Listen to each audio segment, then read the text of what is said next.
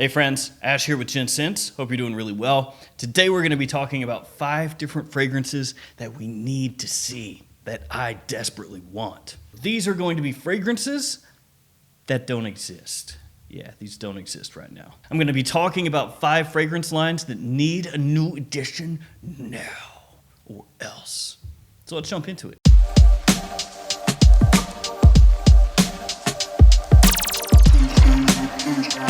I've got a whole bunch of fragrances laid in front of me here to help illustrate my points. Let's get things kicked off with this one right here. Dolce & Gabbana Purom. I know what you're thinking. Yeah, but there's so many Dolce & Gabbana light blue flankers. You know, that's going strong, so who cares about this? I care.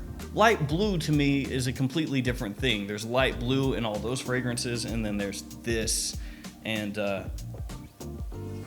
Intenso, and that's about it. So yeah, you could say that light blue spun off of this and was way more popular, way more successful, and so that's why there are so many light blues. But come on, man, kick some love over to Purom. Now, a lot of you out there hate Intenso. A whole bunch of you, actually. This one seems to be pretty divisive. A lot of people wrote this off as soon as it came out. I'm gonna level with you guys here. I like Intenso. I like it a lot. I like Intenso more than the original Purom. I think that this is very versatile. It's a solid fragrance that you can use in almost any situation. It's got a touch of sophistication and class. It's a little bit mature without smelling like necessarily an old man scent, if you want to call it that. The original Dolce & Gabbana Purom came out in the 90s. This is technically a re-release from 2012, I believe. And that is the entirety of the Dolce & Gabbana Purom line. You're looking at it. Dolce & Gabbana nowadays doesn't seem to care at all about this fragrance line. They've got Dolce & Gabbana K that they're starting to pump. They have the light blue fragrances that come out every single year. And then Dolce & Gabbana's the One, of course. And this is like the Forgotten Stepchild at this point. So here's what I want. I want a new Dolce & Gabbana Purom fragrance. Yeah, you can modernize it because I know you're going to. Give me a nice tobacco note. You know, put that front and center. Really use that to push the fragrance because there aren't enough high quality designer tobacco fragrances at this point, in my opinion. Somebody's gonna chime in and be like, no, I think there's enough. I don't think there's enough. So give me Dolce & Gabbana Purom with some more tobacco, and if you want to make it pipe tobacco, sweeten it up, you know, to make it more appealing, go for it. Just give me some D&G. All right, next up is a classic fragrance line, absolutely classic, Fahrenheit. Give me some more Fahrenheit. The Fahrenheit flanker that gets talked about the most nowadays is Fahrenheit Le Parfum. That one is kind of difficult to get your hands on sometimes, and it smells amazing. It's freaking awesome. So this is not a slight at all at that fragrance. But when you work back from Fahrenheit Le Parfum, there's not a whole lot left in this line. Fahrenheit Absolute, which was fantastic, discontinued. Really difficult to find now. Aqua Fahrenheit, which took the Fahrenheit DNA and made it more wearable, better for summer situations, obviously, discontinued. And this stuff was fantastic. Absolutely awesome in my opinion. They replaced it with Fahrenheit Cologne, which does pretty much the same thing as this in the sense that it takes Fahrenheit, turns it into a warm weather scent, just not as good.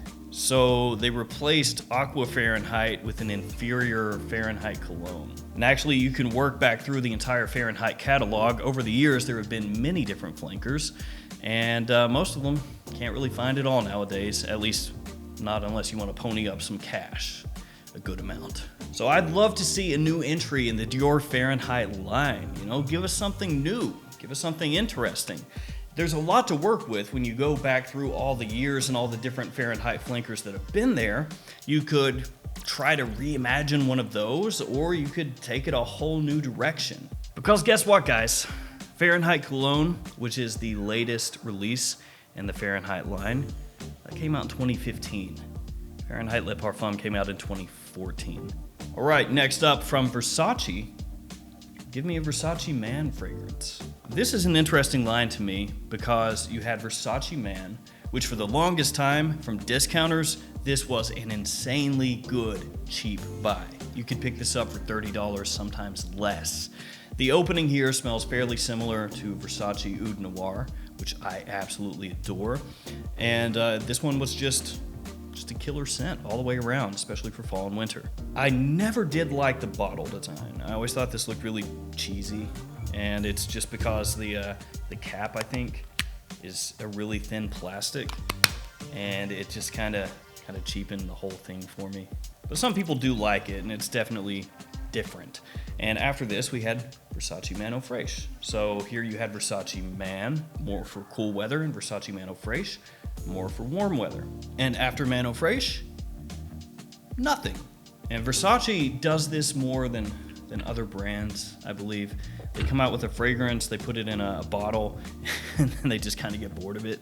You had Versace Versus, and that's now discontinued, of course. Had its own bottle style. Versace Dreamer, its own bottle style. Versace VS, its own bottle style. So you see that across the entire fragrance brand. These two fragrances are actually really solid. I told you before about this one. This one smells actually a little bit similar to Dolce & Gabbana Light Blue for women, but don't let that, dissuade you from trying the fragrance. It's still fantastic. But Versace nowadays is concentrating more on their Eros line, of course, because it sells so well, and then fragrances like Versace Dylan Blue. So when I say I would like a new Versace Man fragrance, I'm not saying that I want this to come back exactly as it was, because it's already come out, it didn't sell well enough, and it got discontinued. The same thing would happen again. But I would like for Versace to give us an interesting new type of fragrance, and I think a Versace Man scent could do that, assuming they had the balls to try to pull it off. For example, I know the Dreamer is very divisive. Some people don't like it. I absolutely love the Dreamer. I think it's awesome. Something like that, where you smell it and you don't automatically go, oh, it smells like a little bit of this mixed with a little bit of that and a little bit of that. Give me something new, Versace. Put it in a man bottle. Now this next house, surprisingly, has not come out with a new release in a couple years, at least for men's mainline fragrance. So I feel like we're due. Anytime now, something's gonna get announced. It's Prada, and either the Luna Rossa line, or maybe even bring back the Purom. Hey everybody watching me in the past, it's me in the future, and I'm having to redo part of this video just like I had to do part of my video about fragrance brands that need new lines over, because Prada announced Luna Rossa Ocean. So in the original version of the video, I said that Prada needed to come out with a new fragrance in their Luna Rossa line or their Prada L'Homme line, because they've not come out with anything for going on 2 years, or at least when I filmed it originally they hadn't. But now they've announced Luna Rossa Ocean, so I've got to come up with something new for one of the fragrances, or fragrance houses rather, that needs to come out with a new fragrance. So I'm going with this one, Lalique. They need to come out with a new Encre Noir. I love Lalique. I think especially from discounters, they have some of the absolute best bang for your buck fragrances you're ever gonna find in your entire life, at least if you live in the US. Because you can find them oftentimes for $25 or so, and the quality is so much higher than that, from the presentation to the scent itself. So with Encre Noir, of course, we've got the original, which is just mind-blowingly awesome in my opinion. Dark, rooty vetiver, smells fantastic. Then you have Encre Noir Sport, which takes the DNA of this fragrance and makes it more wearable, more accessible. You can even pull it off in high heat situations, so long as you don't go too heavy on the trigger. And of course, we've got Encre Noir All Extreme to wrap things up. But that's it. 3 fragrances. It's like the original Star Wars trilogy. Encre Noir really set the tone. Encre Noir Sport is a lot of people's favorites. And then there's Encre Noir All Extreme, which, it's good too. But we need a new Encre Noir, in my opinion. Something to maybe take this line in a different direction. We just got the new Lalique Black and White, White and Black, Black and White and Black. Yeah, White and Black. This one, it's Encre Noir White, but in black, and actually doesn't smell at all like Lalique White. So this fragrance is fantastic. Absolutely love it. Very solid new release. So give me some Encre Noir. That's the fragrance line that people talk about the most when it comes to Lalique. Now, like I said, I love a lot of fragrances in the house, and if you want to give me a flanker of any of them, I'm here for it. You want to give me a new homage à l'homme? Yeah, absolutely. I'm down for that. But I think the vast majority of people would prefer a new one of these. Get Natalie Lorson in here, the perfumer of the original. Let her go to town, come up with something new. So I don't think I'm the only one who would be really pumped if they announced a new Encre Noir, especially if it seemed like it was going to be taking things in a new direction, had some interesting notes in the breakdown. I think there would be a good amount of hype behind that, especially once it hits discounters and people can pick it up for $30. Yeah. So Lalique, give me a new Encre Noir. All right, that's it for me. Back to me in the past. All right, last up, from Gucci. Bring back Purom. Now you can bring back this one, you can bring back Gucci Purom too, or, you know, if you just want to destroy people's hopes and dreams, you can bring back neither. But a Gucci Purom line, I feel like is something that we could all get behind. Because Gucci right now is just basically guilty. Gucci guilty, nonstop. And that's where they're really putting all of their mint releases through, Gucci guilty. And I feel like if we had something like this, I mean, look at this bottle. You're gonna put a classy fragrance in this bottle. Do you see this bottle? This is a classy bottle, not trashy, classy. We need some classiness from Gucci. And so if they bring back the Purom line, I'm hopeful that that line of fragrances would have more richness, more depth, more maturity, more complexity, be more interesting than just going, you get my new guilty fragrance, it give you compliments. It will get you compliments. Oh, thank you, Gucci. I love that. I'll take, actually none of them, no thanks. That's a lie. I've bought all the Gucci guilties so that I could review them and stuff, so they got me. So I would love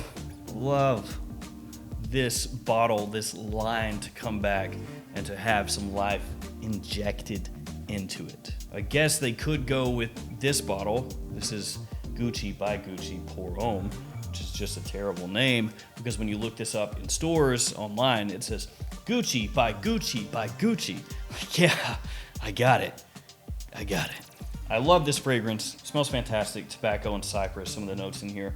Performance not fantastic, but the fragrance fantastic. Intense Oud by Gucci also used this bottle style, and that is a fantastic fragrance. As far as designer scents go, that is some next level stuff. So they could use this bottle style and push this along, you know, try to go the route that I'm talking about with this bottle style. But if I had it my way, it would be this hefty boy right here. Yeah, just holding that in your hands feels good. Yeah, completely unwieldy. Yeah, it doesn't melt to your hand whatsoever. So Gucci, bring this back, please. And Gucci guilty can, like, you can put a pin in it for just a little bit. So there we go, 5 fragrances I desperately want. And we all need to see these. You guys would like this too. I know you would. All right, guys, it's gonna do it for me. Thanks for hanging out with me today. Thanks for your support. Stay safe out there. See you tomorrow with another fragrance video. See you guys.